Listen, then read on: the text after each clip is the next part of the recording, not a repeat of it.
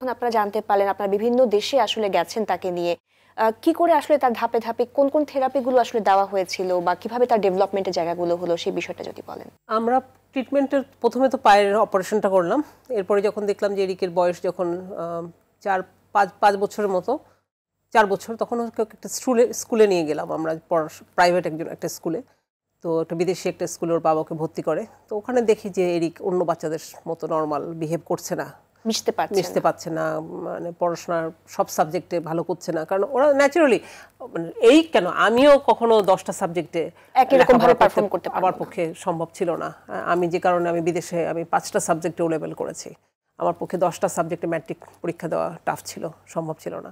So আমি মনে করি যে এটা প্রত্যেকের ক্ষেত্রে এটা আছে। তো এই স্কুলে যখন পড়াশোনা করছিল তখন হচ্ছে দেখা গেল যে একটা সময় school was not taking care of Eric.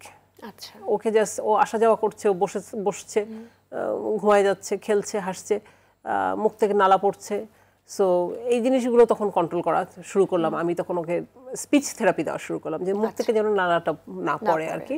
So এটার জন্য স্পিচ থেরাপি। তখন আমি যেহেতু ফিজিওথেরাপি ট্রেন আপ করেছি নিজে, এবং বিভিন্ন হসপিটালের সাথে এরিককে আমি কানেক্ট করে দিলাম। ফিজিওথেরাপিস্টরা বাসায় আসছে, তারপর ওর হাঁটাটা যাতে ব্যালেন্স করে হাঁটে, ও ছড়িয়ে ছিটিয়ে 2 পা এরকম করে করে হাঁসের মতো করে হাঁটতো, ওটাকে ব্যালেন্স করে হাঁটার জন্য ওকে একটা লাইন করে দেওয়া হলো। ওই লাইনের উপর দেখে ও হাঁটবে আর কি। এরকম মেডিসিনের কোনো হেল্প আমি নিইনি, কোনো নিউরো মেডিসিন কখনো আমি এরিককে খাওয়াইনি। প্রচুর ডক্টর বিদেশে আমাকে বলেছে, কিন্তু আমার কাছে মনে হচ্ছে প্রত্যেকটা নিউরো মেডিসিনের এফেক্ট পড়বে আর কি লেটার অন।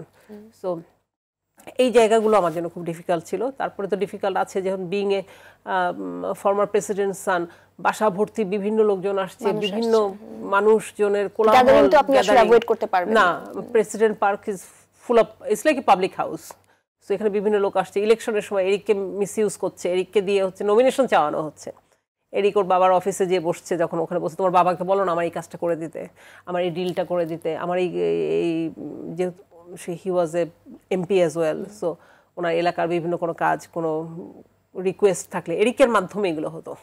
তো এসে সে কোনো একটা জায়গায় he is to enjoy it, যে বা আমার ছেলে তো অনেক ইম্পর্টেন্ট, সবাই আমার ছেলে তো স্পেশাল চাইল্ড, প্রতিবন্ধী চাইল্ড, কিন্তু তারপরেও সবাই তাকে খুব জিহুজুর করছে সবাই।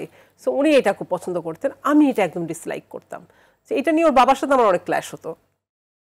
He is to say like, হ্যাঁ তুমি বেশি বেশি করো সব কিছু নিয়ে, তুমি বেশি বেশি এরকম করো, তুমি এটা করো না, তুমি আমাদেরকে আমাদের মতো রাখো, আমাদেরকে নিয়ে করো না, এটা এত টেনশন করো না, তুমি মায়াকে ঠিক মতো বড় করো, মায়াকে দেখাশোনা করো, মায়া হচ্ছে আমার যে ছোট বাচ্চাটা আর কি।